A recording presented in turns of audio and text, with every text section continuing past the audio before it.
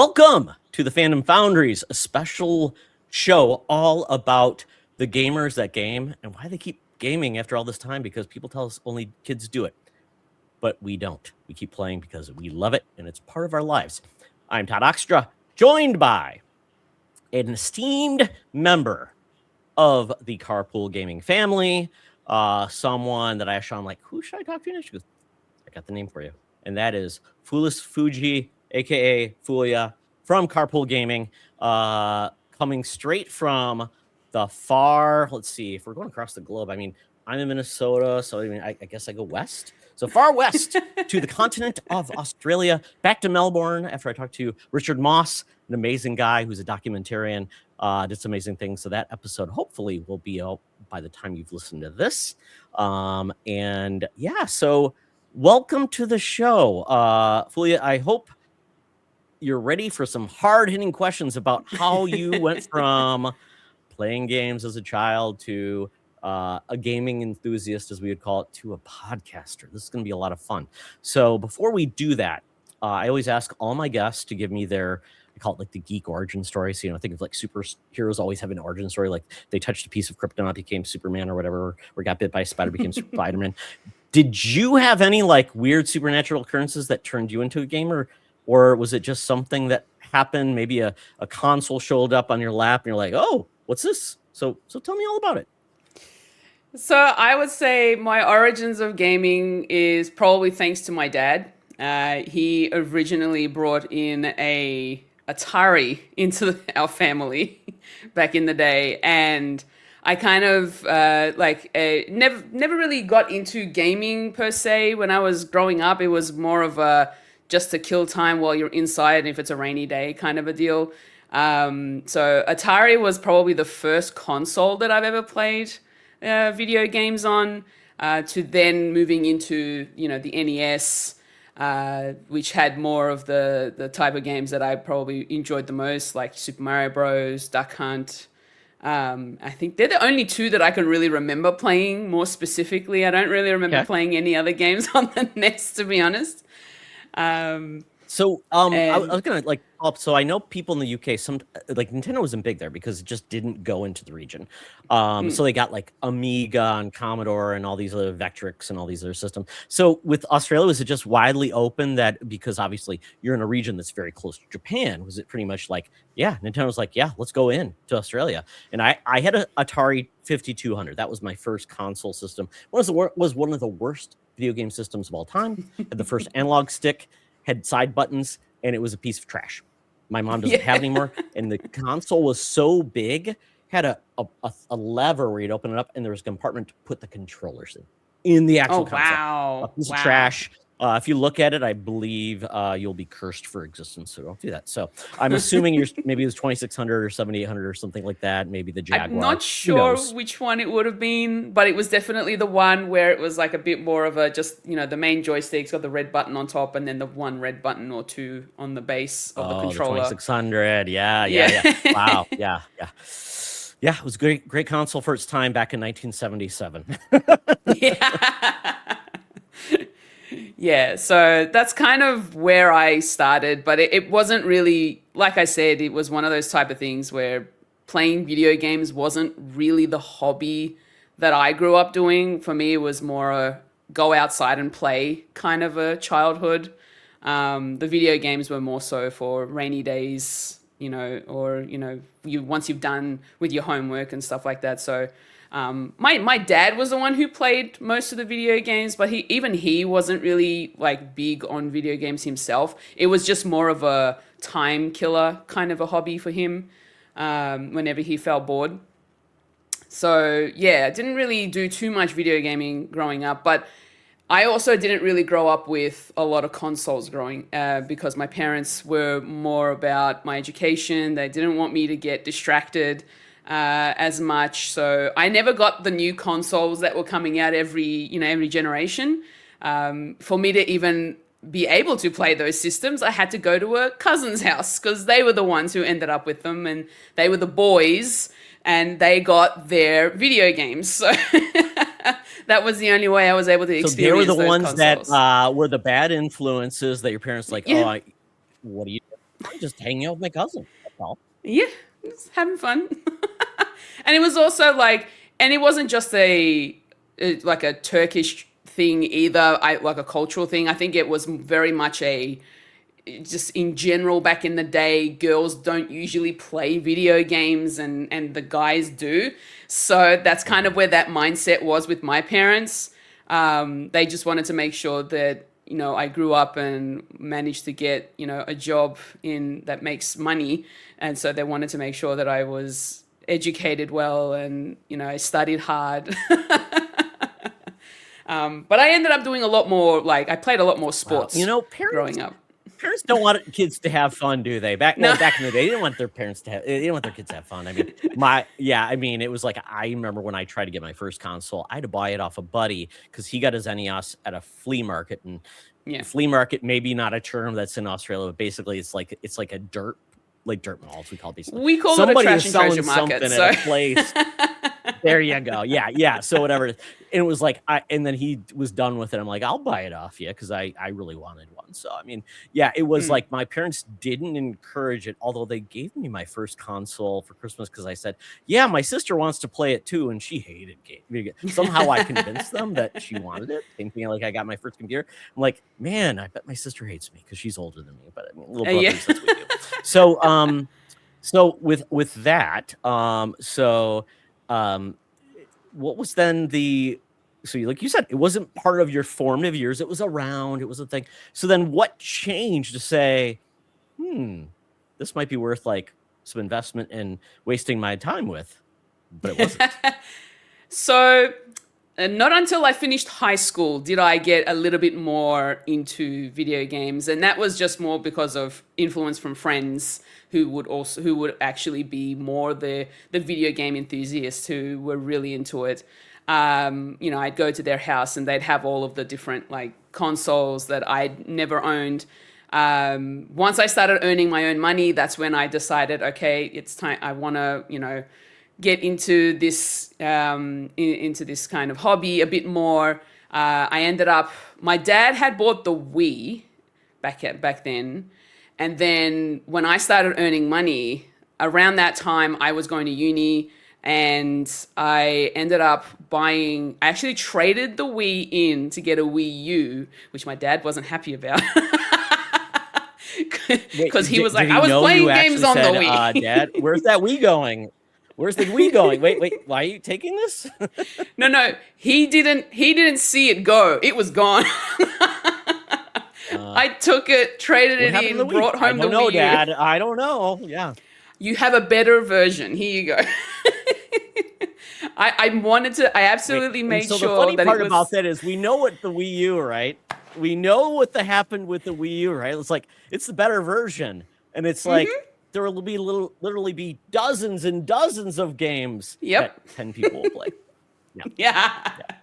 Pretty much. I love that though. And, I mean, I was in the same boat as you because I'm like, I was late to the party in the Wii. And I'm like, well, the Wii U will just be the next biggest thing. It's an HD and all this stuff. And I actually obviously was wrong. So, I'm glad to find people that like had that connection, because I think that was my connection with like Bobby Pauls, and then Sean I was one of the people that bought the Wii U. I was on the IGN Facebook group and talking about, oh my God, what the hell is going to happen to Nintendo?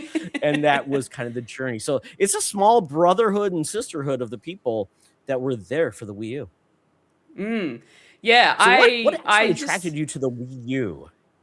I guess the handheld like the handheld gamepad that it came with made it a bit more enticing for me. I knew that it was backwards compatible, so my dad could still play. Yeah, so my dad could still play his Wii games if he really wanted to, which he really did.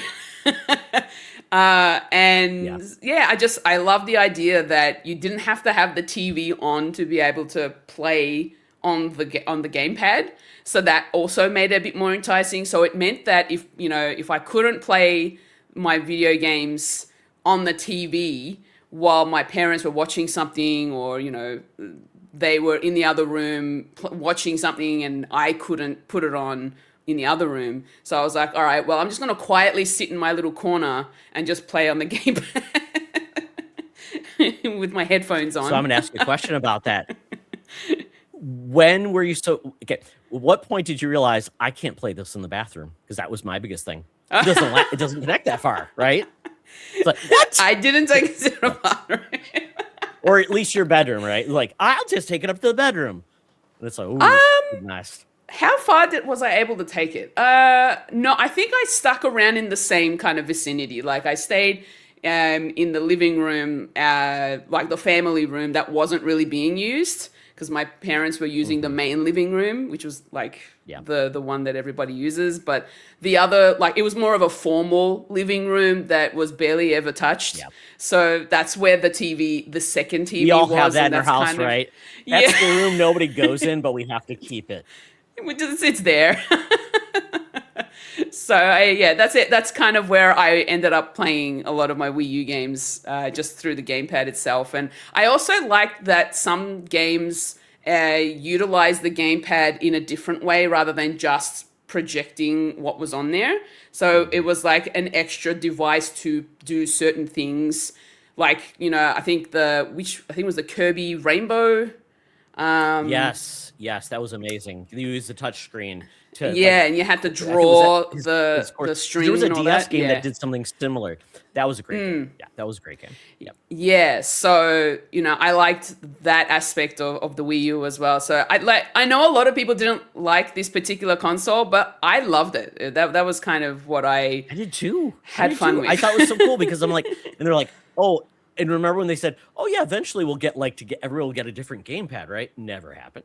Like they're like, never gonna happen. I mean, I played a lot of weird third-party games I love, like Arkham Origins. I played, like I like you didn't play it on the Switch, and they like, oh, here's Mass Effect 2 on the Wii U, but that's the only game you're getting. Like, so bizarre. So, what is your favorite game on the Wii U? Ooh, Yoshi's Woolly World was my favorite. I played that a lot, and that was my favorite thing. I'm a big platformer gamer. Yeah. so wonderful. I tell you, that was the one game with Yoshi. I mean, Kirby. I think it borrowed from Kirby, and that did that. And yeah, there was some very good games. I mean, there's not many games that are still stranded on the Wii U. I think it's what's that one game? Devil's Third. Maybe some other odd games that maybe just don't have the following, but I bet they'll show up on the Switch too eventually. Yeah, maybe. Who knows? Yeah. So that's kind of where I was going to. Mm-hmm. So Wii U. Around that time, I was also gifted a 3DS XL around that time as well. This was kind of I was in my mid-20s at this point when I got the Wii U and the 3DS. So I had those, but other than Nintendo, I was more of a PlayStation girly growing up as well. I ended up growing up with a PS1, PS2, and a PS3, but each of those generations I had the slim version of. Oh, so you had the PSONE. PS1, yeah. It's in my background right now. My little mini PS1. It wasn't the PS2 like TOO or the PSTOW. It was like the it was just the PS2 Super Slim. PS1 Slim. Yeah. The PS2 Slim my sister got because she was the one that was really interested in the PS2. And I don't know what happened to that console. It's gone. It's disappeared. And then I ended up getting a PS3 Slim later on, around the time that I had like the Wii U and the 3DS. And I think the PS3 was where I had the most games and I played the most games, but only because of Guitar Hero and Rock Band. Oh my goodness, that was an esteemed era. If I looked right over there, I would see my Fender Stratocaster and my son's Wii guitar that he uses for Clone Hero. It's just it's crazy. Those still exist. Yeah, I still have my Warriors of Rock bundle, like the band bundle for PS3. I still have it. It's in this room right now. But I've also got like PS3. I do, but it's at my parents' house. Like I got to bring it here still. And I've got like I managed to get as many of the games as I could. Guitar Hero, Rock Band, Lego Rock Band. It's like the whatever Beatles, iteration Van Halen, AC/DC. So many games. Wasn't there like God, wasn't there was like a Lego Rock Band, and then there were some Yep. other weird ones. It was like, wow, we're really going there. I mean, yeah. I mean, I do have a couple of boxes of them like right here with me. So do you still have the drums? The keyboard? Yeah, yeah. Or the Like I have the guitar or whatever it whole. was? Oh no, I don't think we got the key. I got the guitar controller, the drum pads. It came with a microphone, and I think that was it. I think it was just those three in that particular bundle. Got it. Yeah. But yeah, I essentially had like the Guitar Hero World Tour, Warriors of Rock, Van Halen, Greatest Hits, Aerosmith, Guitar Hero 5, Band Hero. Like they were some of the ones that I really enjoyed playing the most. So Did you get DJ Hero? So I had a DJ Hero and I had it on the Wii. But for whatever reason that I do not remember, I ended up trading it in. And I'm so upset with myself that I did that because that game was so much fun. I think I traded it in to get more money so that I can get the Wii U. Maybe that's what it was. Yeah, I'm showing a trailer for like Guitar Hero Aerosmith. I mean, look at that. It's just amazing. He's got fiery hands. They look alive. Yeah. Do you have a favorite in the series, like either Guitar Hero or Rock Band? I know they have their little pros and cons, and kind of Guitar Hero kind of died with that live version, and Rock Band 4 is still alive, surprisingly. But even though I think it's delisted now, but you could get like I think you might be able to still buy some songs, but it's ending very soon if it isn't. Yeah, look, honestly, I'm not quite sure which one. It might have just depended on the list of songs they had at the time. I feel like Warriors of Rock was probably the one I played the most. But I wasn't opposed to also playing my Guitar Hero World Tour. That was also a lot of fun as well. So it just really depended on the music. Yeah.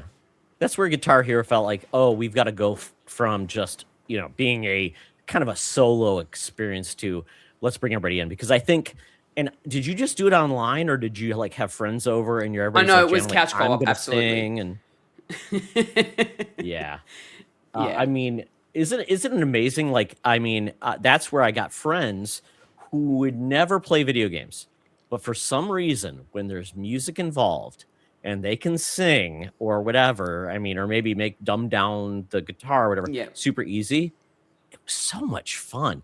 My only criticism of a lot of the games is everybody wants to sing. So why weren't the lyrics always there, right? With like little, everybody sing along. Because if I want to play solo and I want to play guitar, I still want to sing along, but I don't know the lyrics. I'm horrible. I'm going to make up some bad lyrics. Exactly. So I don't know. Yeah, So what was your instrument or thing of choice? Singing or guitar or drums? I loved playing on the drums. I was always like dibs on the drums. I'm playing drums. Yeah. Not that I grew up playing drums in general, but it was the one thing that I always wanted to try, and it was always a lot of fun to play drums. There's probably people that started off on those games and are now professional musicians. Probably. And that's amazing. Yeah.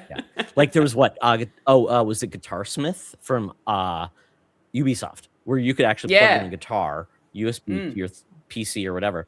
And I always thought I should do that. My father-in-law gifted me a guitar, electric guitar. I have an amp. Never touched it once, but I'm like, I could learn that way.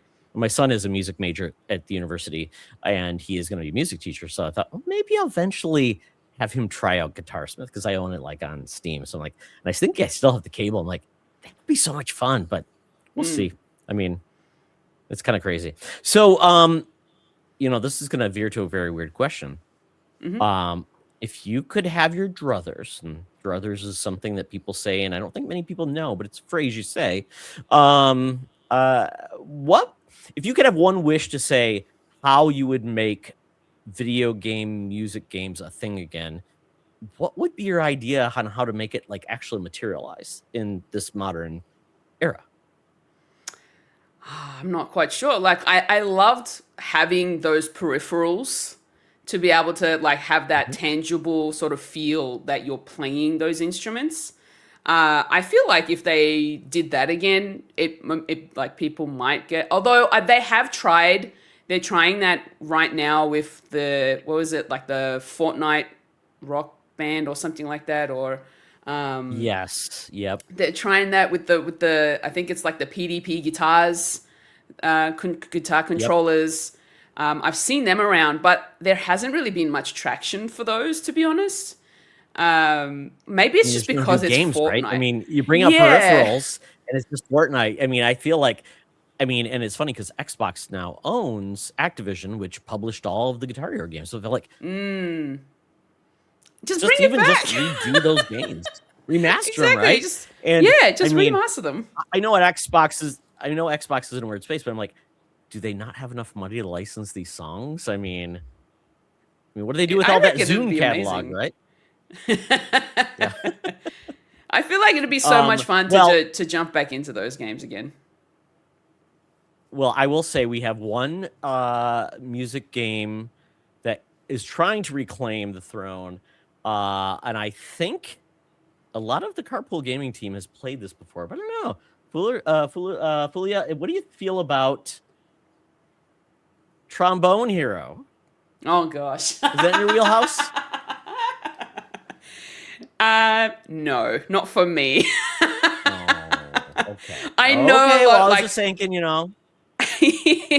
not last Extra Life, but the Extra Life prior. I was in the room Yeah. when they played this to start off the stream, and they gave me a Joy-Con to play along with them in a co-op, like couch co-op. And I'm there thinking, I don't know where I am on the screen. I don't know where my little dial is. It was so confusing. It was chaotic, but it made everybody laugh with joy. And I guess it's funny and it's fun. But I haven't gone out of my way to like buy it and play it. It's funny because they showed like it's they had like the British gameplay there, and they show like beans and toast. I'm like, wow, they're on it. I love that reference. And it is funny because I mean, it is really weird how that could have been a thing. And you talked about the Wii. That brings back to Wii Music. Just imagine if they instead of doing Wii Music, they had made Trombone Hero. Yeah, We might have a whole different experience with the yeah, Wii and the pretty music much. platform. So yeah, yeah. Okay, so I derailed everything based on No, that that's really okay. fun era of music games because just it's such a Yeah, fun thing, and it's like it's it even is. funny. Okay, let me show. I'm gonna do a show and tell right now. So just Okay. 1 second. All right. So I don't know if this is gonna show really well, but the team behind Rock Band made an actual board game called Drop Mix. Oh, wow. That's cool. Yes, you use a tablet and it allows you to remix actual tracks, and everybody plays around and like, hey, I want to make this song, but we're gonna make it a country remix with this and that and that. And it was using a tablet as kind of the interface.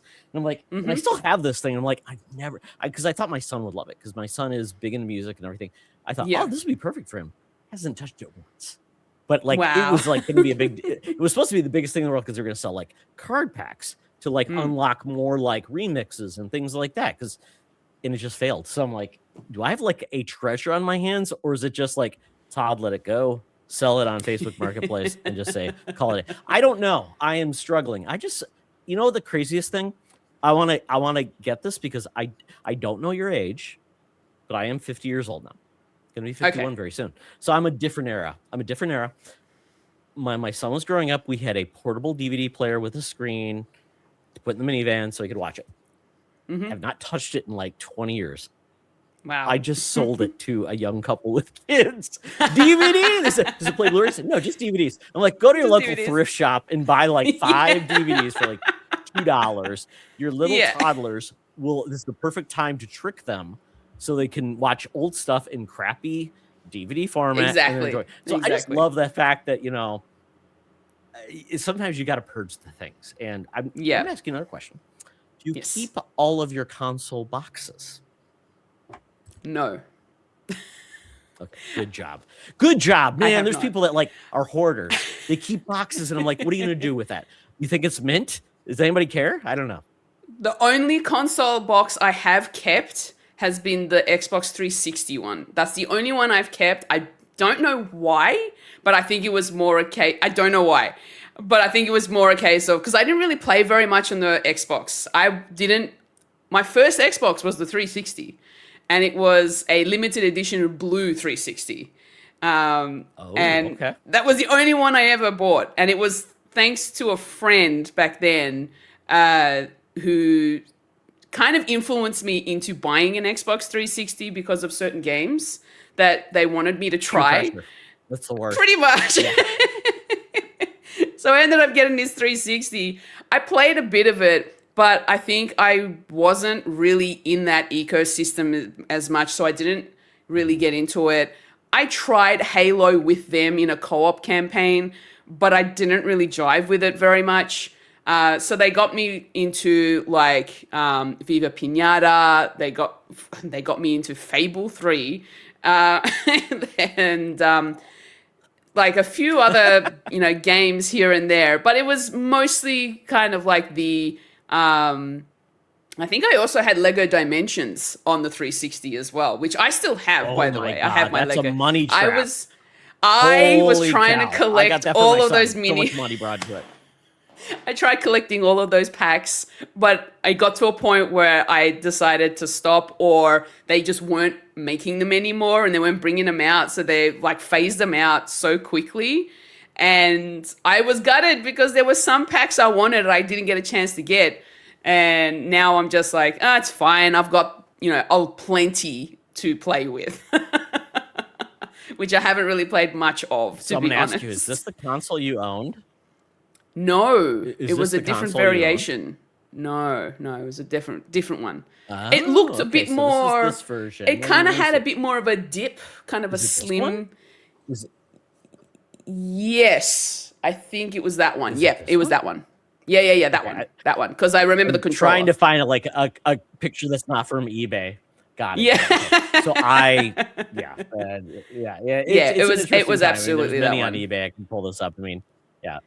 Okay, Yeah, great. So, that's definitely the one. and is there any? Oh, and there's a picture of you. Sorry, I was going to show up Oh. later and say, hey, this is you. There we go. That then takes us to a new generation. But I mean, so let's then pivot to say, okay, you've obviously now gotten to a point where like, wow, video games are really important to me.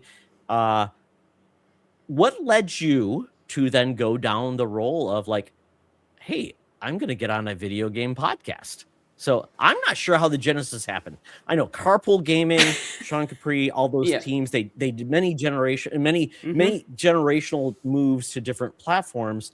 And, I've watched them grow, and it's been amazing, and it's been kind of crazy. So how did you get involved, and then how did the opportunity arise? Because I know you were always in kind of the questions that were asked and all these things, and then obviously you being in Australia, so even coming out to like Extra Life and things like, just kind of crazy. So it's kind of amazing that people can make a weird podcast with a Canadian and a New Jersey dude that then goes into more Canadians, and then it's like, oh, let's bring an Australian along for the ride.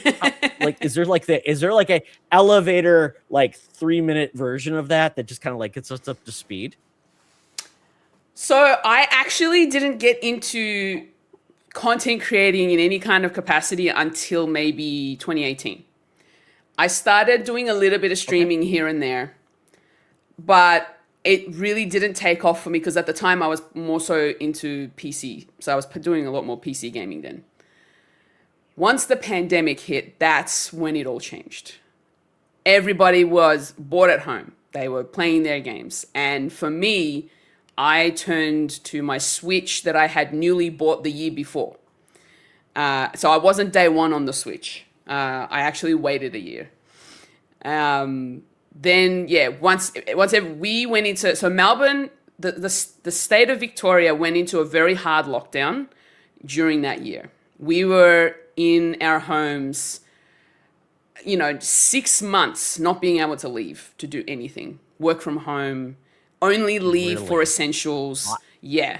Only one person from the household could wait, so leave to do shopping. Yeah.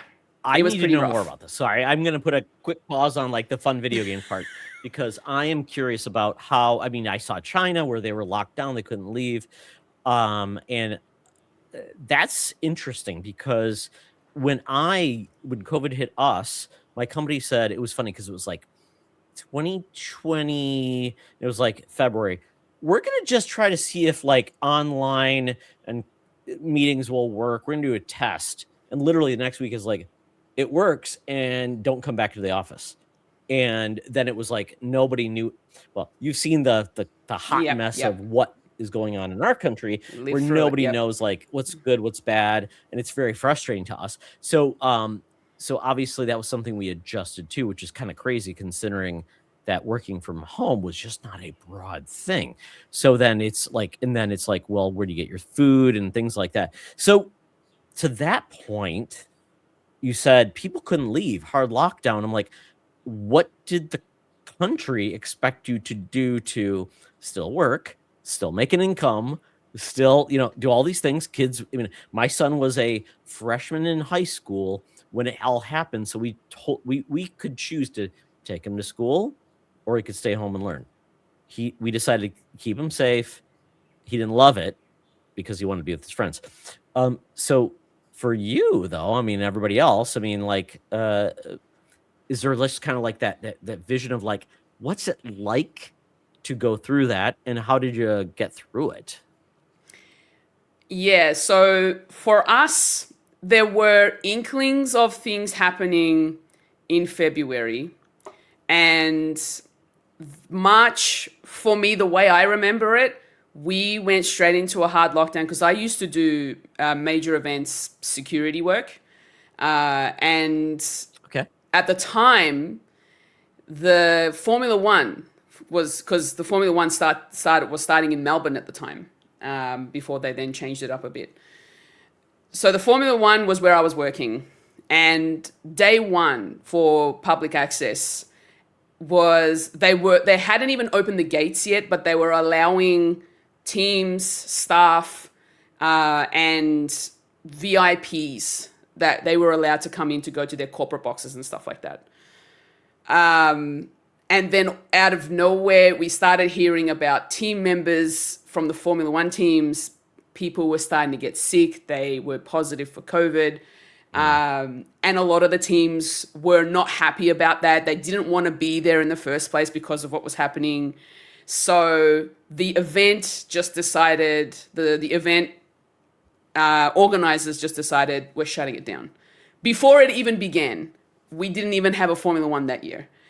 It was all set up, ready to go. But that year, it just all of a sudden, before the gates even opened, it was done.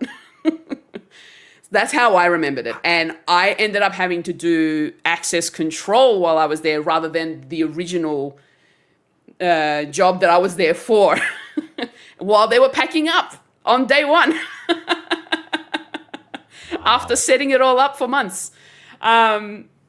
And then, once that happened, the following week, we all went into a hard lockdown and that was it. No one was allowed to leave. The government said that because there was such a high number of people who had contracted COVID that they didn't want to risk the spread as much. So that's when the government said, all right, nobody's leaving the home.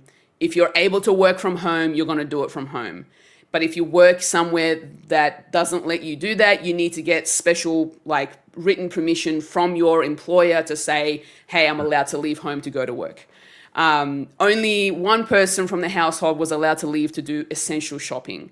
It was just so rough for me particularly. I think that's when I had a really hard time with my mental health as well. And a lot of people did. So I wasn't the only one. Oh, absolutely. And Yeah. yeah. And so because of that, I needed to find a way. And I was a very social person. I was one of those type of people who would go out all the time, catch up with my friends and do all that sort of stuff. But the Mhm. moment that was taken away from me, I didn't know what to do. Like it was just so hard to stay Yeah. home and trying to entertain myself. So I was glad that I at least had the Switch. And then Animal Crossing New Horizons came around. That release. Now that Oh my technically goodness. Yes, wasn't a change for that many wasn't people. that wasn't even on my radar. I'd never played an Animal Crossing game in my life. And when that happened and I found out that my best friends were also playing it, I thought, well, if there's a Mhm. co-op thing where we can play online together, then maybe I should get this. So I bought it and then I started playing Animal Crossing every single day, like everybody else who had that game. Mhm. And that's kind of where I started. Once I was getting into the game, I wanted to learn more about it and the things I could do in the game. And I started Mhm. doing some research. I was like, all right, where can I, like YouTube videos? Who has some tips on how to do certain things? Who's doing it? There were a lot of Animal Crossing content creators, including the Nintendo Guru. And that's where Oh, it all sort Bobby. of Yep. began for me. Yep, yep. I got Yes. into Big bucks, the Yumi Bobby. Capri. I got into the Yumi Capri community. There were so many Yep. people in there who were playing Animal Crossing. But then it then sort of divulged from Animal Crossing to like Mario Kart sessions and just a Mhm. community of people who were there to play games, who were really enjoying themselves, and they just wanted to interact with people and just communicate in some fashion because we weren't allowed to leave our homes for that reason. So Yeah. that's kind of where it all began for me when I got into the community of video games. And that's when I realized there were more video games out there than just, your usual Nintendo and PlayStation and Xbox games. And then I just started like learning so much more. And I got into streaming a bit more that year as well. And then thanks to Bobby Pauls, got me to affiliate on Twitch. And it was just, yeah, it's just history from then on. I loved learning about video games, playing all these different games. I tried so many different variations. That same year, 2020, I got a new job in retail. And it's a retail store that sold video games and consoles. So I was able to get into a job with that. Managed to score That's a pretty sweet. PlayStation Yeah. 5 when it was just releasing. Because at the time it was very difficult to get one. Oh, well, yeah, launching a console during the COVID era. I mean, and I self-dubbed myself Console Claus because I was able to get a bunch of people PlayStation 5s, and not because I wanted to profit, because I just knew how difficult it was, but somehow I was like, "Oh, I just got secured another one." I mean, I know people complain, like, I know Joseph Moran complains like, "Oh, PlayStation Direct hates me." I'm like, and so I got like, and it's I would say the biggest white whale I got was I actually got one of the PS5 digital versions at launch. So like they were just Ah, non-existent. And so I got it for one yeah. friend and I got it for another one. So it worked out really well. But yeah, I totally get it. Like the fact that any of those consoles launched during COVID, everything going wrong was kind Yeah. of just crazy. And it was a community. It's like, oh my God, it's like, hey, we're all in. This is going to change everything, and it Yep. didn't. It's like, oh yeah, have all those PS4 games. Yeah, you're gonna playing all those PS5 games on the PS4. It's kind of crazy. And this is, let me just tell you a funny story. When I was in college, I worked at Kmart, and I know Kmart is a thing that was in Australia as well. Apparently, It's there are still here, still yeah. Kmart's existing in Australia, which is just kind of crazy. Which is, I just heard there was a funny joke about the fact that there was uh, a, a a stuffed lion toy that was sold in Australian Kmart that was anatomically correct that a woman complained about. Absolutely funny story. I heard about that. Apparently, you can look it up. I don't know, kids. Don't do that. Don't look up anatomically Whatever. correct stuffed animals at Kmart in Australia. But still, but when I was on my college break during the Christmas holiday, that's when the N64 came out.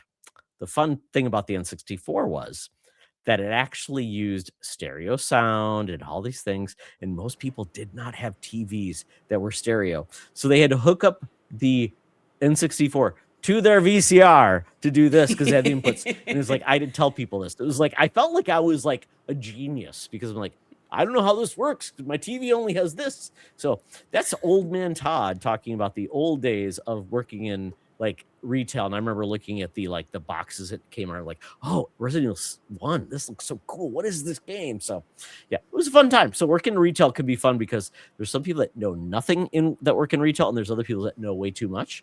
So obviously I know you'd be one of those people that know way too much versus the person that like tells people the wrong thing. And it's like, and Jimmy and mom goes home angry because they were told the wrong thing. So yeah. So yeah, so that leads us into you're part of the community. What was that part then led to you to then say, hey, you can be part of this team and actually be you know, a person now that is part of a community, creating a podcast that is, you know, and I know your love of PlayStation is amazing because I remember there wasn't a PlayStation directed podcast. Ryan Turfer was kind of like into PlayStation, and Bobby was kind of like, yeah, I played The Last of Us, and that was always my saddest moment because Bobby Halls did love The Last of Us. He never got a chance to play Last of Us 2 because he was like, I'll do it when I was like, never happened. So kind of sad, but I'm like, but I'm glad that then the Xbox Drive turned into the PlayStation Drive and the RPG Cave, and everybody had a place to talk about the things they loved. So, and I'm glad that you have a place to be talking about that era because I felt like PlayStation was kind of a dirty word with Carpool Gaming and the other team in the early stages, but I feel like I'm glad it's part of the family now. Yeah. So being part of the Carpool community, I saw that all sort of evolve when they brought in the PlayStation Drive as a podcast, the Nintendo Drive as well, and the RPG Cave, and when they sort of expanded from being just Xbox. It was really nice to see that they were giving more love to other consoles. Now, I was just still a community member at the time when this all started launching. But then there was some change-ups happening with the crew and with the team. So they needed new people to jump on as hosts. And, you know, Sean reached out to me asking whether I would be interested in being on the PlayStation Drive as one of the hosts. And I was like, absolutely, I'll definitely be down for that because also at the time I was playing a lot more PlayStation games. But then when they asked me to jump on the PlayStation Drive, I really got into PlayStation gaming a bit more. And yeah, it was so much fun to it's like a responsibility. It's homework, right? It's like, yeah, exactly. I have a responsibility now. Oh, thanks. I need to play these games now. And that was also the year that I started becoming a trophy hunter because I never used to be a trophy hunter either. Oh no. I you know, there's a hotline you can call for help. And I've offered to give people Todd trophies and Todd achievements to break you from the habit. So it's okay. I can honestly, make a logo for you. I wasn't as I would say I wasn't as hard on getting trophies, even though I was on the PlayStation Drive. For me, it was more of a competition with my other co-hosts to see who could get the most trophies that year. Sure. And so that's kind of where it all sort of kept, you know, started and stuff. But yeah, it's more of I want to see how much of this game I can finish. And that's kind of where for me, that was my little challenge of actually finishing games. Because growing up, I never finished games. I just played them because they were there to play. I never knew that there were, you know, endpoints to these games. End credits? Yeah, right? What's happening now? There's like names going by, right? Yeah. So, yeah, that's kind of where it all went for me. I kind of agree. Back in you started with Atari, and I don't think those games actually had endings. So that's the thing. It's like, if it did, it's Just a play lie. as long as 'Cause, you you know, can. what does that even mean? Because I mean, Yeah. exactly until you die and let's just start again. Yeah. The Yeah. earliest roguelikes were those games because they actually had no ending. Yeah, exactly. Yeah, and that's kind of how I jumped into like we had the PlayStation Drive going. We kept it going for as long as we could, but then other things happened in the crew that we had to put the PlayStation Drive, unfortunately, on the shelf. We're still working Well, on it's trying to figure parked. out what's It's going. not It's parked, driving now. It's exactly. parked. It's Maybe the exactly. car's It's being parked. put for maintenance. It's Well, in the they garage. have to put this in a way Put it that's that like way. not like it's dead. It's the car Yeah. exploded. No. No, it's just It's in the garage. It's maintained. covered up. We're gonna convert to EV eventually, right? You know, Yeah. yeah.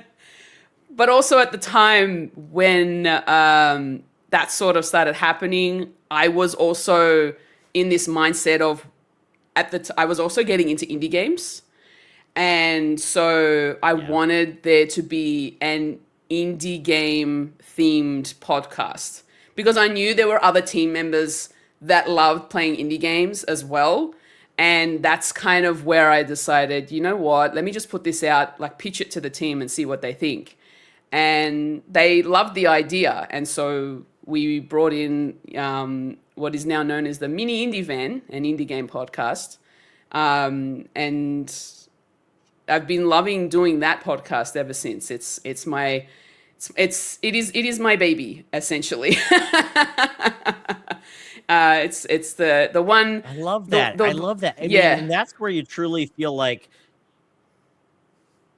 you are now contributing. You're like, hey, I came on, but this is now a way for you to kind of flex your creativity to say what makes the most sense.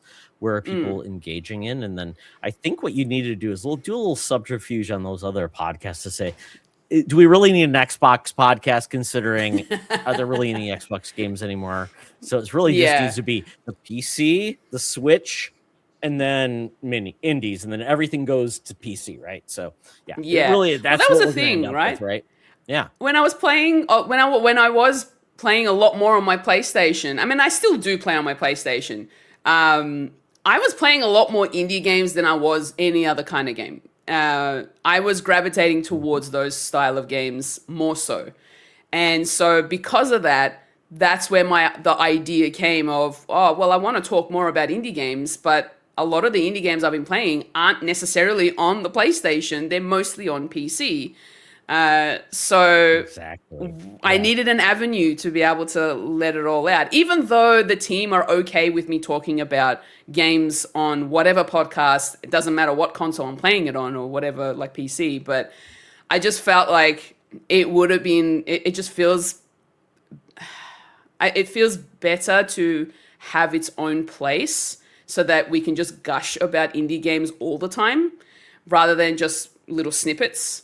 Because I really wanted to spotlight a lot of these indie games that I had been playing, and I wanted other people to spotlight indie games because indie developers aren't getting as much love. And so I wanted to highlight that, and that's kind of where the idea came from to make this podcast. That's great because I mean, I to your point, if you're talking about Xbox, obviously there's a lot of distraction, a lot of other things. They're big studios, PlayStation, even Nintendo. It's like so much of that noise is on that era. PC is going to get most of those games anyways, except for the Nintendo stuff. And then you have the place where, yes, consoles will get some of those indie games, but I even bring this up. Steam is the greatest library of games ever created. And then you have Mm-hmm. GOG, who's like doing a great job of making sure that those games survive. They go to nothing. And then it's like from there, it's like, and it's kind of like the Wild West on Steam, which is its own problem, but still, it's like there's games on Steam that I'm like, man, those need to come to like, what is it? Indie, oh God, was it mini shooter adventures, which is like that weird like shooting game with a little chip that feels like a Zelda game. Still not on Switch, but it's on Steam. So let me pivot there. What is your device of choice for PC? As in, like for indie games? Well, just a PC and like, do you have like a dedicated like just like tower? Do you have a Steam Deck? Like, I know there's many ways to engage in PC, but I know it's weird because now we've got the Xbox LAX, which is a Windows device that can access all the stores, many other ways to do it. And then it's like, okay, so how do you typically engage with the PC marketplace? Most of the time, I do have a gaming rig, so I have my own PC rig that I did recently buy last year. Are you all RGB'd out with all your fans and it's hot Yeah. and cool? And Honestly, like, I only went with whatever it was one of those pre-built ones. So I was just like, I don't want any that extra is the smartest fluff. move in the world. Oh my god, there's so much like oh, if you don't build your own PC, you're a noob. And I'm like, well, guess what? When you build your own PC like me, if there's 85 components that could go wrong, and then you have 85 different vendors to talk to, if you go to a pre-built, you have one vendor to talk to, and then they have to figure out what the hell went wrong. Your power Absolutely. I could go on, but still, what do? I build my PC. I help my son build his PC, and then we have to be our own tech support, and it's painful. So Yeah. you are the smartest person in the room. Don't listen to those other people, and quite honestly, you'll probably save more money doing it that way than doing it off the shelf, because corporations are better at doing this than we are. So congratulations. So with that, and and it's also at this point, I mean, if you've got a good PC, holy cow, you are the smartest person in the room, because if anybody thinks that it's going to get cheaper anytime soon, that sucks. So I'm lucky that I bought it at the time that I did. Yes, me too. I'm like, I'm gonna get mine now, and even my son, who's at university, he's a good PC for music composition. I'm like, let's just do it now, because if we don't, so over Christmas break, we got a new PC, so he's good to go. And I've got to actually sell his old PC, so I'm hoping I'll get some good money for it, because he needs that money back. So, so with that, do you do just your major rig, or do you also have a device to play games on the go? I know NVIDIA GeForce Now is an amazing like Steam or like streaming option they can do on any device, which I know as long as you own the game on whatever platform, on Steam, whatever, you could actually stream it. Do you just mainly do indies on your desktop, or are you actually doing it on the go through another device? So I do have a Steam Deck. Steam Deck only recently came to Australia in 2024, which when they announced that it was coming, I immediately pre-ordered it as soon as I could, because I really wanted to get a Steam Deck, because I knew that when I was getting into more indie games, I didn't want to always be stuck at my desk playing the games.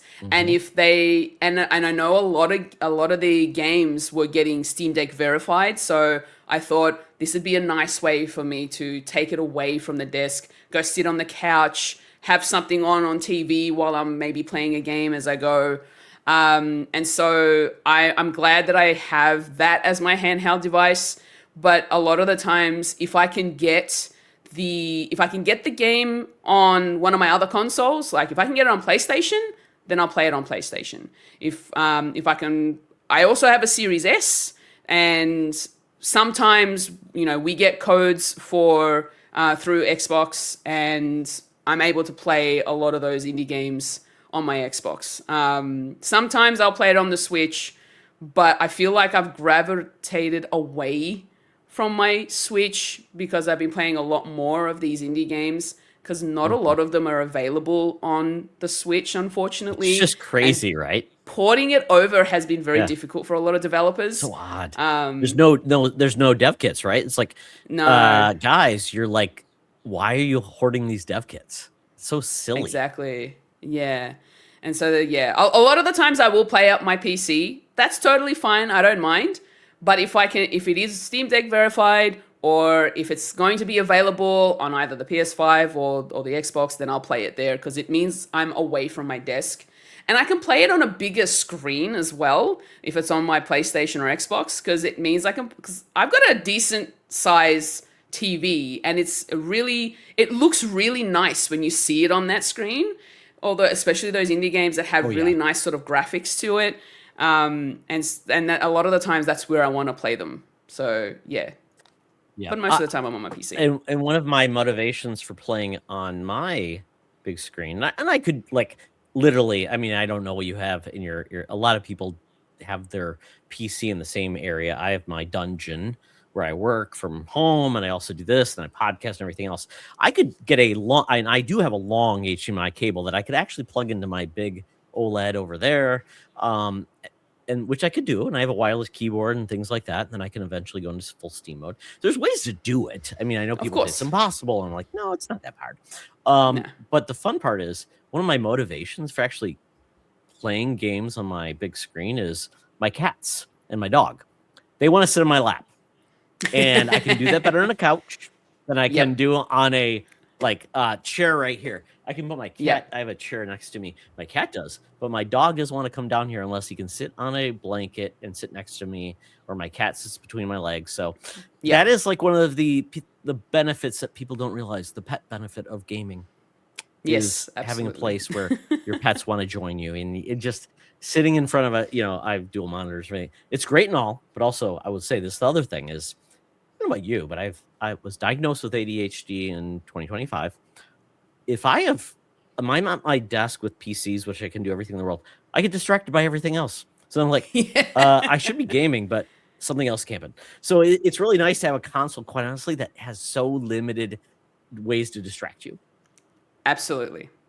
Yeah. So yeah, I'll take that as a win. So I totally get it. Yeah. And then, I'm hoping the docking experience of the Steam Deck, I know it struggles just because it's older hardware. Sometimes it doesn't look great on a dock to go to a screen.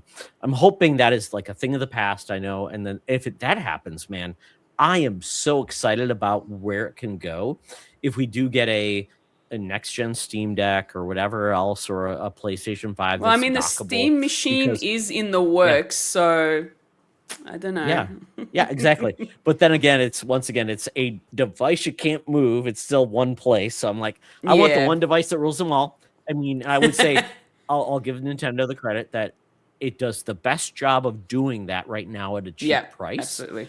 I will be excited if PlayStation can solve that. Obviously, Xbox has tried to do that, but it's really pricey with $600, $900 or $1,000. And I'm going to ask you a question. Australian dollars. How much is the Xbox Li X in Australian dollars? And can we even wrap our head around that conversion? I don't know. I know the toilets go backwards in Australia, right? Is that the big thing? I learned that from The Simpsons, of course, right?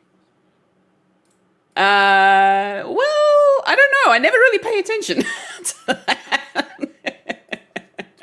About your toilet? I mean, Well, you know what, Fulia?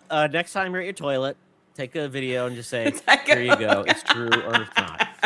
Solve the mystery for all of us.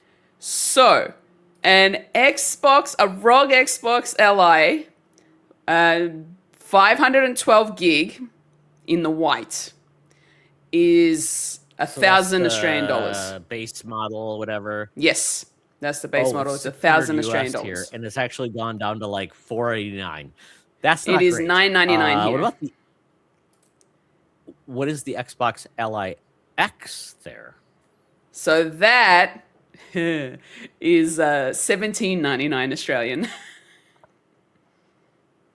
That is essentially That's like a PC. The price of a car payment. That's like 5 car payments, right? I don't know. So $1,799 is essentially you get it going out of your way to buy yourself a decent laptop. That is how much that Xbox Li X is in Australian dollars. It's a lot. Oh my God. We're screwed, aren't we? Yep. Like even right now, the Switch. Sorry. The Switch 2 here in Australia, I haven't gone out of my way to buy one yet, just purely because of the price. Don't worry about a bundle. Just the Switch console itself is $699 Australian. What? Yeah. Oh my God. So I mean, I got mine from our Costco, and Costco, I don't know if they're in Australia or not. They're in Canada. Yeah, we've got some. Yeah, I mean, like I think I paid $500. Yeah, I paid $500, and that came with like a year of Nintendo Online plus the bundle. Wow, that is just crazy, and I think that's the trend we're seeing is like gaming is getting very expensive for the people that used to jump into gaming at a very cheap price. And wow, I mean, I remember the 3DS when it became the 2DS was like $69. You can get a 2DS because hey, it's whatever. So man, I just and sorry I say man, but that's just me like doing my. I don't know if that's That's a okay. Australian comment or mate, maybe mate. Oh mate, I don't know. You can say Todd. That's offensive to me saying that. I don't know. And I apologize if it is. My son was a big Wiggles fan, so We love the God rest Wiggles. Yep. all of their souls. I don't know who's left. I actually had to buy Wiggles gear for my son off of eBay because there was literally nothing here. So Captain Feathersword, I got him one of those. I got that. He dressed up Yep. as Wiggles. And I tried to explain that I was the fifth Wiggle, and he didn't believe me. So, but moving on. So let's actually move on to another topic because I'm like, wow, we're almost at an hour, and this has been so enjoyable. I hope you're enjoying this. I mean, Of course. we haven't covered a lot, but we're having a lot of fun. So I've got some real hard-hitting questions really quick. So the first question I really have, now that you've kind of, everybody knows a little bit more about you, what is the game or game franchise that has meant the most to you? I'm gonna start off with Mortal Kombat and Tekken. Just because I kind of grew up my playing God, those. Friends, I love Tekken. Tekken 3 is why I bought a PlayStation 1. So Tekken 5 was the one I more. started Tell me more. on the PlayStation 2. And that's kind of that Mortal Kombat, the first or second one, because of my cousins, I would always be able to play with them. Even though I had no clue what buttons did what, button mashing was my was my thing. I never won against my cousins, but it was still time to play something. And it was just a lot of fun growing up playing these fighter games back in the day. Street Fighter was also one that I loved playing as well. I haven't really played as much as I used to, but I still enjoy playing them when I can. So I loved arcades. When I went to college, we had an arcade called Pinball Pete's. It was great. You went down a stairs, and they had you could buy sodas. I don't know. It's pop, soda, cola, whatever they call it in Australia. There's a big controversy in the U.S. If you're in this area, you call it pop. This area, you call it soda. I call it whatever. And it was where it would put a cup down, ice, and then whatever beverage. So it was 50 cents. So it was probably full of germs, but I didn't care. I'd get one of those, Mountain Dew, go over to play whatever was the hot thing. People had been smoking, so they put their they would burn their cigarettes onto the arcade games. It was just man, no one has any love. And I would play Virtual Fighter and this and that. I remember, but Tekken 3, that was the game this is amazing. And I tried to convince my girlfriend at the time and my friends that is the best thing in the world. And if you love me, maybe you'll buy me a PlayStation. And they did. I was going to graduate and they bought me a PlayStation in college. So Tekken 3 was the game, though, that said, this is what I'm going to do. So, and if you guys are watching right now, Tekken 3 had a volleyball game, and that's what you're watching right now. And it was just kicking the ball and trying to take everybody out. It was so dumb, and I loved it. So, Tekken was amazing. I love fighting games. They're just goofy and fun. The goofier and the dumber they are, I love them to pieces, especially when they do the things they shouldn't do. So I love that. And then all those fighting games are just fun because they're a social experience. And I have never gotten good, but I always have fun. Exactly. Yeah. You just have fun. You just, even if you win or lose, it doesn't matter as long as you're enjoying it. So they're the games that I sort of grew up on. And so they mean a lot to me.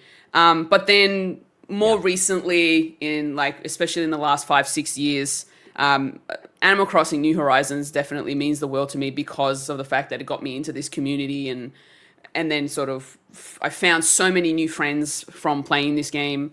So that definitely was a huge part of my life.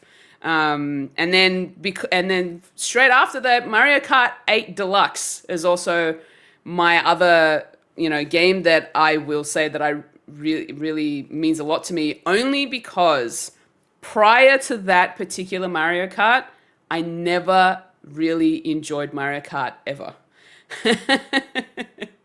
And the main reason why I didn't Try to like find Mario Kart, a clip of Bobby talking about Animal Crossing. Sorry, the main reason why I didn't like Mario Kart when I was I younger is tried to because like, I yeah. never, yeah, it's fine.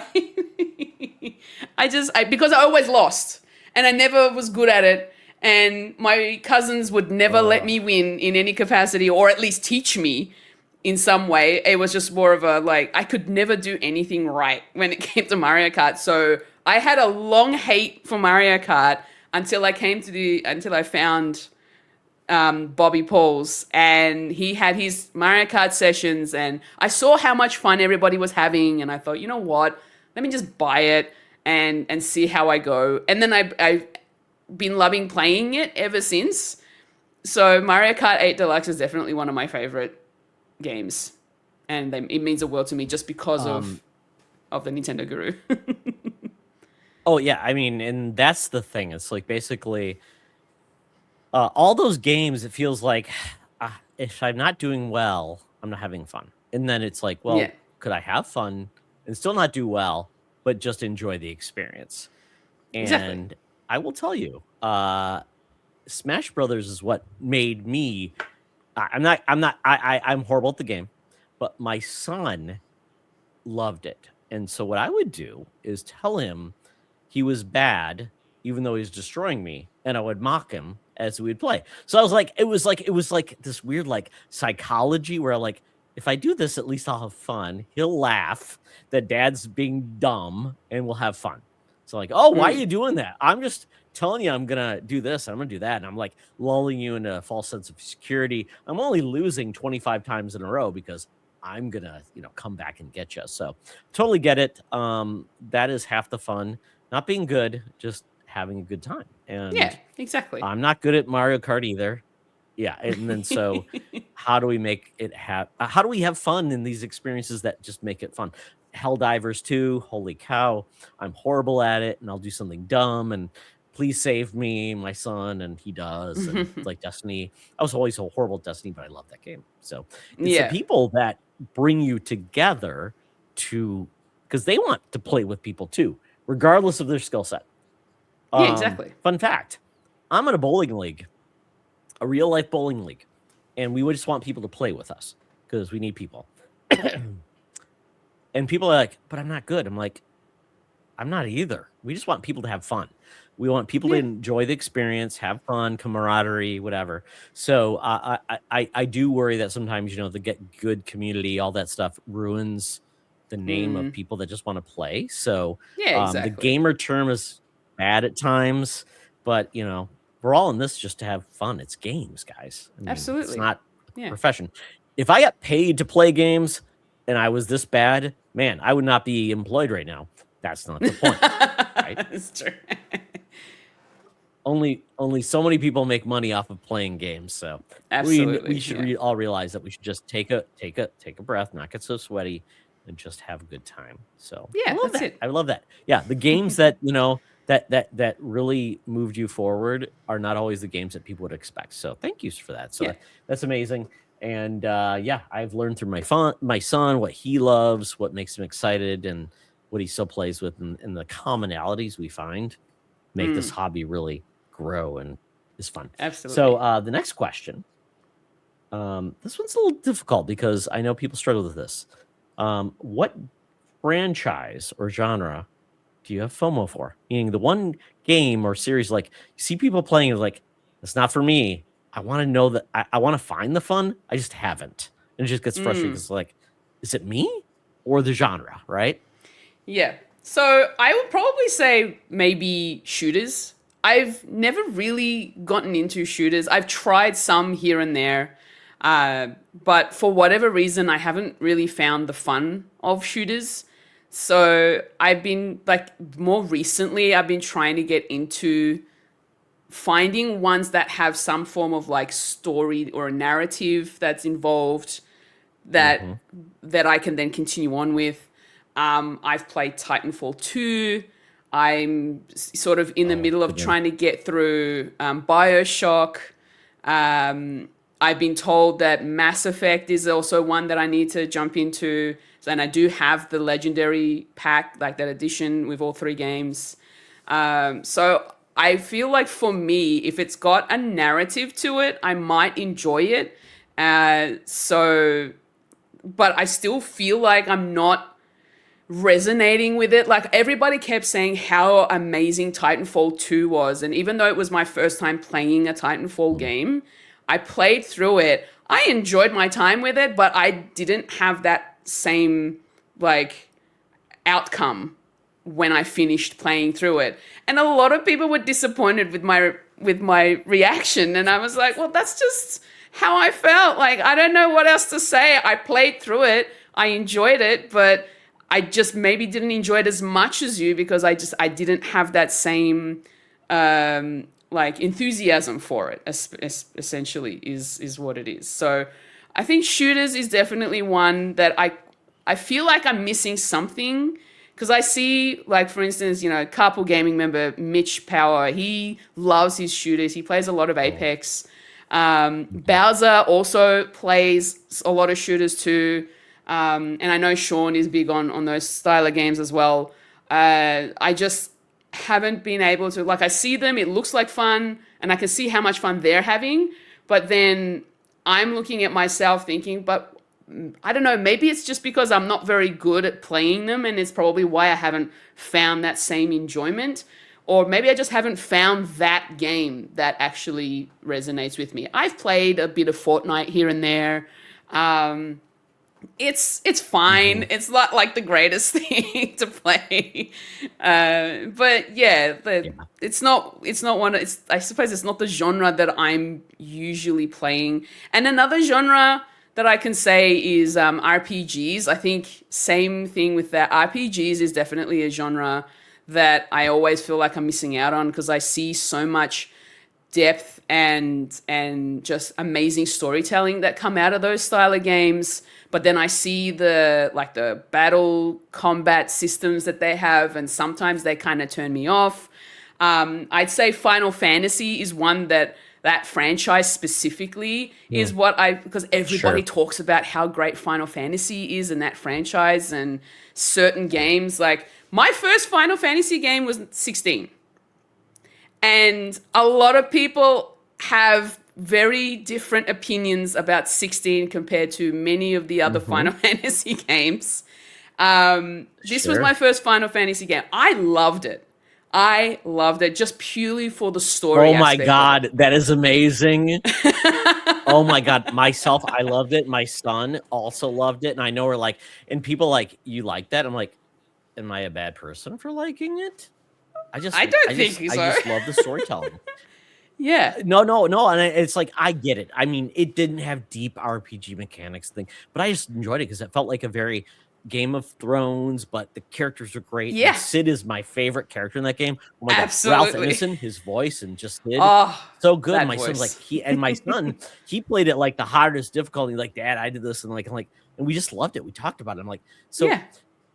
No shame in any of this because I feel like if you find a game in a series that maybe is a little different that people don't love and it's your favorite, that's okay. I think it's great. I played Final Fantasy VII. I've tried to refine the love after Final Fantasy VII. I have not until I get to 16. I tried Rebirth and 7 or thing like that. I'm like, no, not for me. So you know what? I think we should actually appreciate people that their effort to try. Yeah, rather than say it wasn't for me, and that's okay. And that's okay. I realized that at this point, and you'll get this eventually. It's like my time is valuable. Yes. I can't force myself to find the fun. And if that's the way I have to do it, then that's just not for me. But I will say, I totally get where you're going. And I will say, of all the games you mentioned, I totally get it, whatever the mechanics. I would say Mass Effect, it is not a shooter. It is, all the games have a little bit different mechanics, but those games have some of the best stories in all. The mechanics actually, I would say secondary. The story is amazing, and you make amazing choices, and you can play as male shepherd, female shepherd, and then everybody has different choices. And I realized I screwed up because one of the pinnacle things about that game, it's like the first game, second game, third game. The second game is all about like getting your team together.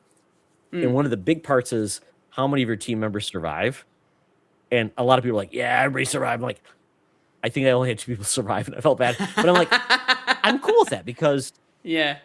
that was my experience. My being Exactly. bad at it was good because that said, I'm not going to have the same experience as everybody else.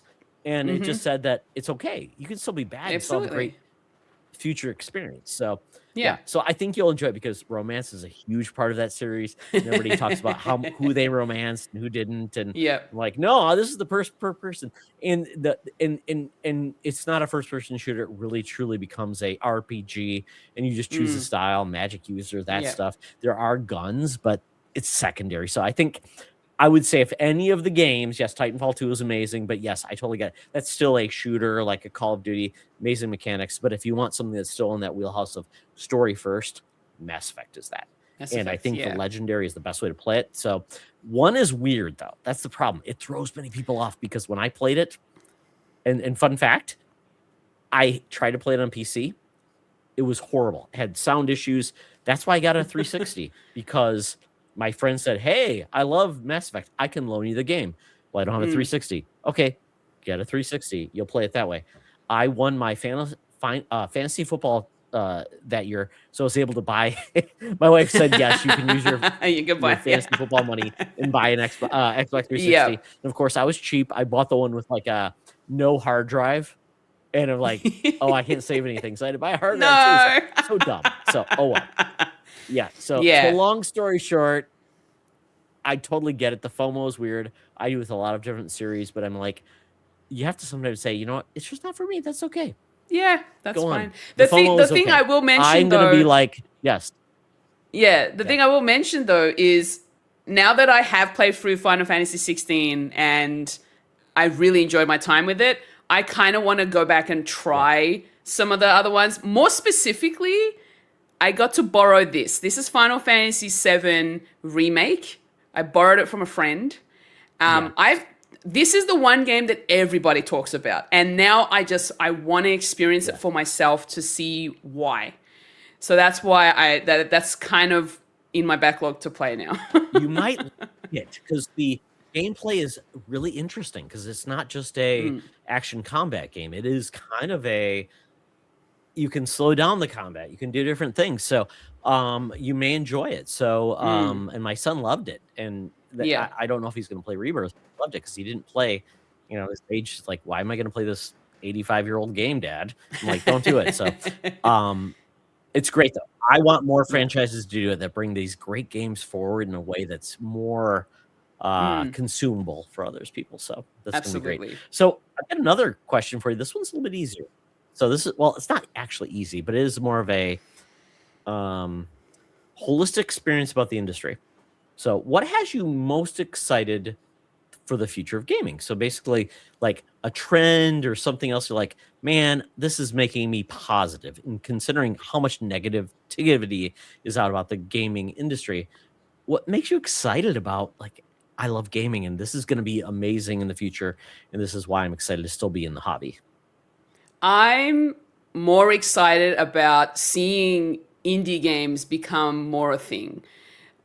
Considering how much these AAA games cost, considering how studios are being shut down left, right, and center, I know that indie developers, they are a small niche group of people who are passionate about making video games. And I think that's where the trend is kind of leading towards. The fact that indie games are now more, I suppose, more profitable, but it's also a lot more fun. Everybody's able to be more creative in the way that they make their games. And so they're able to tell their stories through these games.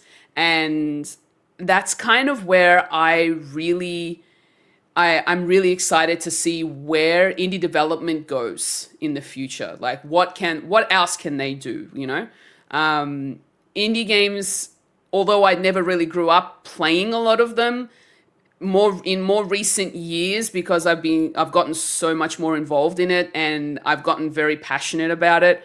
It's become one of those genres of, well, one of those kind of trends in gaming that I'm really enjoying it a lot more compared to the bigger titles. I really love playing these indie games, and I love the where it's going. Essentially, it's going to be amazing to see. I agree with you totally because I feel like what is considered an indie game is changing. Expedition Absolutely, 33 yeah, was an yeah. indie game, small studio, of course, Xbox and Sony behind it because I think they saw something there and they said, yes, this needs to be bigger. Mm-hmm. And what I'm showing right now is replaced. This is coming to Game Pass. This is a game from a Belarus studio, which is people that are also in Ukraine, are behind this game. And this is not a big game, but what they're doing with the visuals, the pixel art, and the storytelling and things like that, it feels very high level. It doesn't feel like it's like goofy pixels and like, yeah, we're gonna do this weird thing where we're running a laundromat that also makes pizzas. Sometimes people like think that's all indies can do. And then it feels Mm, like, no, indies can do far more than that. They can look absolutely. polished, they can look amazing. So I know that's sometimes frustrating because the indie term can just feel like very confusing. Like indie game of the year. It's Mm, like I think it was I forgot what game it was. It's like we're actually not an indie studio because we're funded by this huge body of whatever. And maybe Dave the Diver. I think mm. that was the game. It's like, oh yeah, Yeah, we're yeah. funded by a huge corporation. So it's like, and then even like if Xbox helps them, it doesn't mean that they came about because of Xbox. It just became No. Xbox thought they had something there. And Yeah, same with they invested in PlayStation, it essentially. Nintendo. Yeah. Exactly. So it makes me feel very positive that, and then indie studios often can get hired by Nintendo, whoever. Because I remember, was it the Zelda game that was uh, Crypt of the Necromancer? They had a Zelda game where they Yeah. basically took that gameplay. We said, "Hey, make a Zelda game with that," and it was I can't remember what it was called, but it was basically the Nintendo music, all the things, and the trope. Mm. They said that Yeah. because I think it can influence, and I think we all agree that the big, really cool stuff is not going to come from the big parties.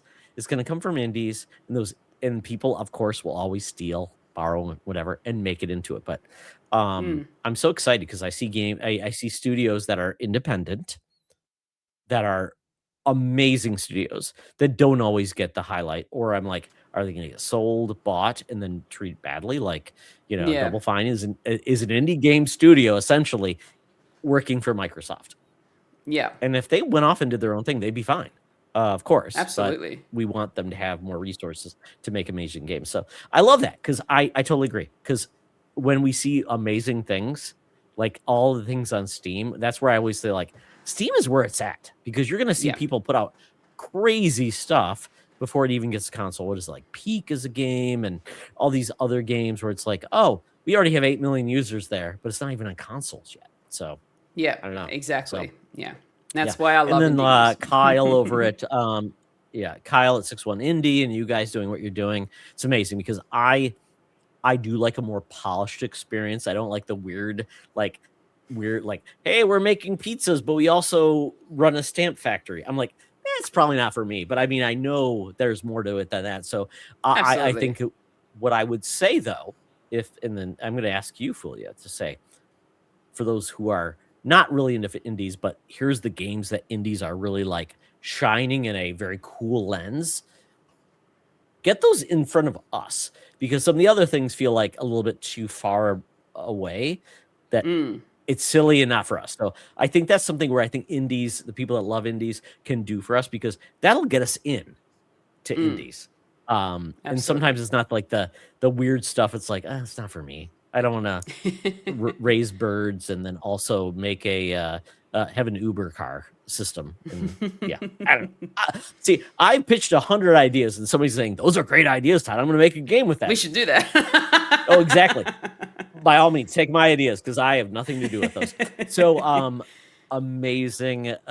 Shout out to the indies, and you know what? I will always say, if anybody has an indie developer that's doing something awesome that other people will like, by all means, share the love. So let's get into the next question because we're running a little bit long. What are you most excited to play this year? like games on the horizon? Obviously, we don't know everything that's coming, but what's the like what is on your radar to say this looks amazing and it's a Fulia game? So for me, I'm really looking forward to there's so many indie games that I have wishlisted that I really want to get to, and I hope they come out this year. There are some that are coming out this year. One of them being Lost and Found Co. Now that is a hidden objects game. It's like a little puzzle game. It is very well animated as well. Everything is interactable. There's like a mini kind of story involved. And of course, you get to upgrade your office because you're a company that goes out to find things for customers. And it's just really cute. It's very anime, and it's so adorable. And this is my jam. I love the wholesome and the cozy style of games, and I never really got into the hidden object games until within the last like year or two. But this kind of made me feel like I was doing like it was a Where's Wally book. You're looking for things. Oh my God. Oh, wait. Where's Wally versus Waldo? Is it Wally in Australia?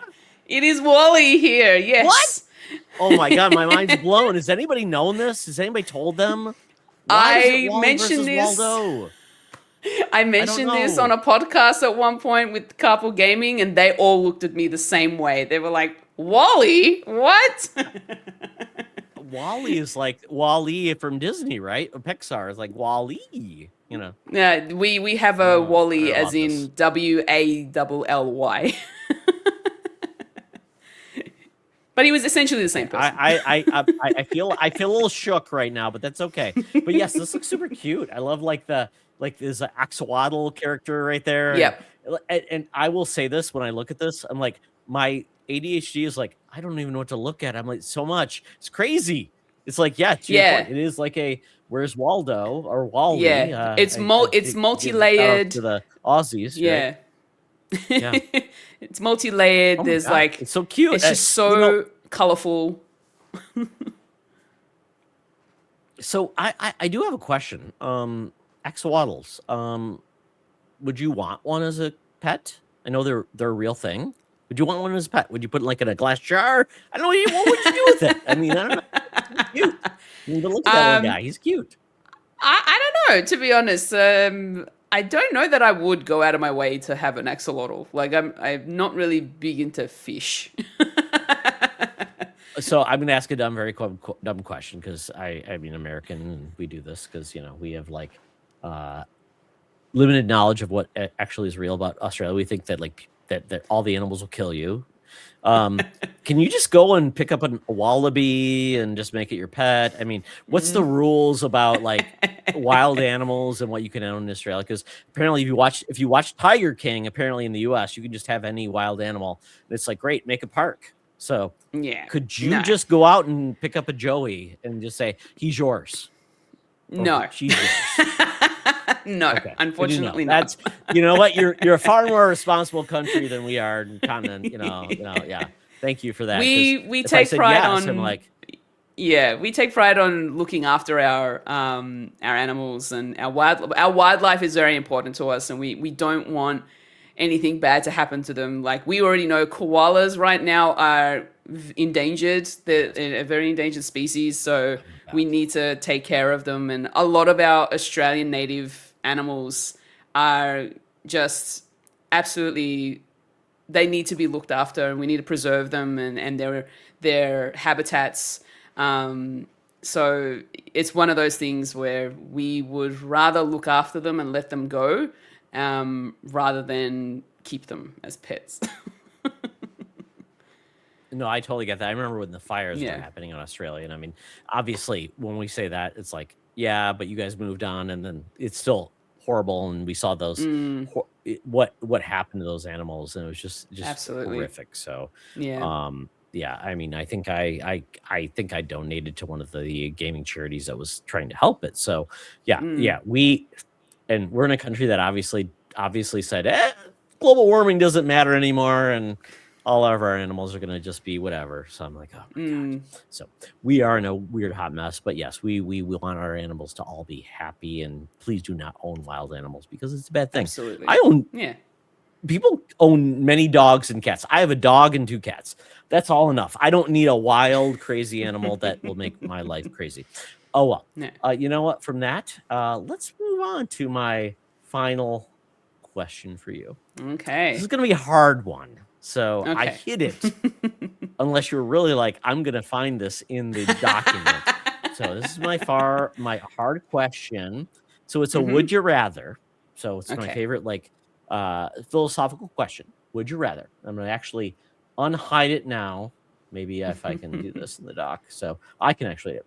Would you rather get a new entry in your favorite series, but your favorite in the series is removed from existence? So like Final Fantasy, right? You have Final Fantasy 16 is your favorite, but that's the only game that will exist now, and maybe you'll get new games around thing, but everything else is destroyed. Or your favorite in the series is the only entry ever to be released. So this is a very much a what would you rather have? Yeah. So basically you just don't get any of the games, but you get a new entry in their series, or that game you love is the only game that ever gets made. No more Final Fantasy 16s. And it can be any other franchise. I'm just putting this out there for you to exist. Yeah. This is, I'm going to actually put this on the screen so everybody can see it. So if I'm screwing it up, it is what it is. So I'm going to make it bigger. So there you go. Would you rather get a new entry in your favorite series, but your favorite in the series, not if, is, man, wow, everything's bad, is removed from existence, or your favorite in the series is the only entry to ever be released? So what if you think about this, what would be your choice of series? Honestly, I don't think I've actually played a series of games, to be honest. Like it's for me, it's more of a So this might be just an easy random cheat for you, right? Yeah, like I can just pick and choose You can which do ones Final look Fantasy 16, interesting. like Final Fantasy 16. That's it. We're only getting that. Nothing ever We're just matters. getting Final I'll move Fantasy into something 16. else. Yeah. We might have activated cheat mode, right? Yeah, maybe. I What feel like maybe that's what's going to end up about happening you with said me. fighting games, right? Or Mario Kart, like, would any of those play into it? Because you said Mario Kart 8, right, Deluxe, but you also mentioned Mortal Kombat and Tekken. Trying to think of any other. So, if there was any of those that I mentioned, Yeah. would any of those like pertain to this? Okay, I would probably say I would be happy to just have a Mario Kart 8 Deluxe. That's it. Okay, so no more Mario Kart. That's it. No other It's Mario done. Karts. No It's Mario just that Kart one. World. It's gone. Exactly. And quite honestly, I mean, I at this haven't point, even I don't I feel like haven't many really people would be sad experienced Mario if Kart Mario World Kart 8 will much be gone. anyway. I think you're the only person, which is be like, that's kind of telling that people like, you did what? So, Yeah. but you know what? I'm glad I made it easy for you. Yeah. Say, I don't care. Yeah, kill it all. Burn it all. Whatever. Exactly. You know what? I'm happy to make it easy for you. So thank you so much for very challenging question. And you know what? And people can blame you because now we're Yeah. only getting Mario Kart 8 Deluxe. That's it. That's all you get. Sorry. No, okay. But you know what? Hey, at least you're happy. And that's all that matters. Because you know what? Exactly. Being selfish is how the world revolves around itself. So very good. So that is it for our discussion about your journey into gaming, how you became a gaming enthusiast, a podcaster, and then why you're still going to be loving gaming into your old age, living in Australia. You'll become like you'll see like 18 Wiggles become part of the circle of life, because the Wiggles will never end, just like any other children's property. But with that, Fulia, this has been so much fun.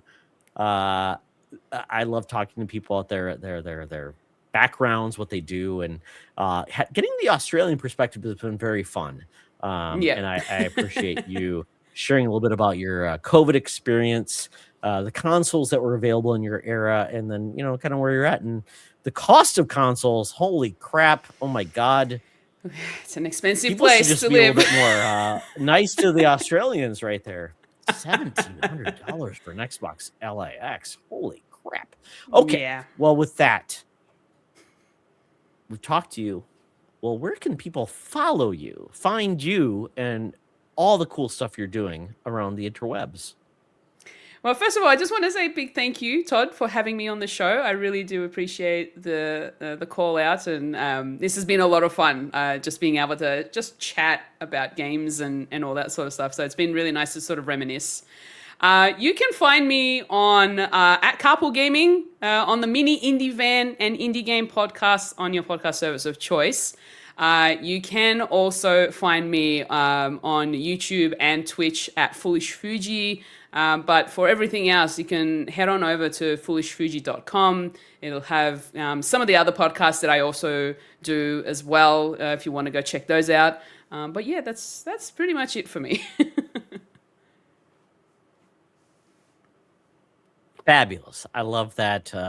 Carpool Gaming is a great community. I'm glad they brought you on. You've been a great addition, a highlight in the world of gaming and making it a little more Aw. global, which is amazing.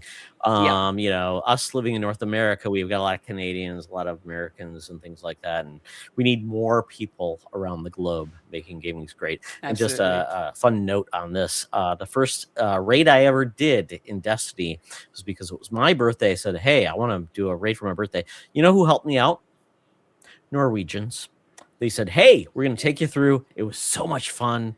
I had a That's Scottish cool. friend who's actually Spanish who lives there. He helped me out in gaming. So I love all these amazing people from all these places. And that's what's great about gaming. It makes the world a little bit smaller. We make friends regardless of where we're at. So thank you so much, Fulia.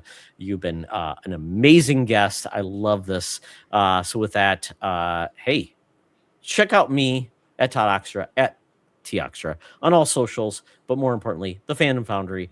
We're here to really bring in the people that do the things we love and bring the fans and the creators together. So this is one of those things I've wanted to do. So check out all of the things that we do on our podcast services around the globe. We're on YouTube. We're also on Discord. We are thefandomfoundry.com. And we are doing, we have a threadless shop that I need to work on. So we'll do from there. But from that, we just want people to check out our content and then tell us, quite honestly, like how I found, Fulia. I want to talk to more people. So please recommend anyone you want me to talk to. Creators are doing things. I've got some really cool interviews with people that are making video game documentaries. I've got a guy who's making retro arcade systems. I've got more people in the back pocket of doing just cool stuff. And eventually I'll have my wife on, who's a children's author.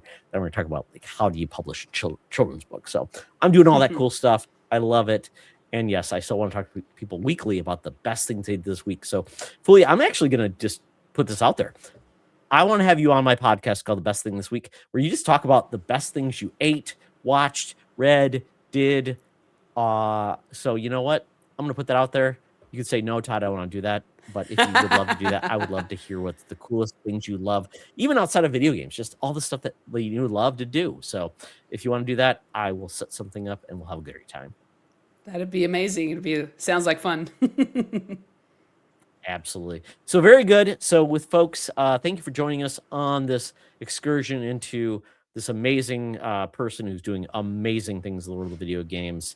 And thank you for making our world, the world of video games, so much brighter. And thank you for telling us why you still play. So with that, thank you all and have a great night. Thank you. Bye.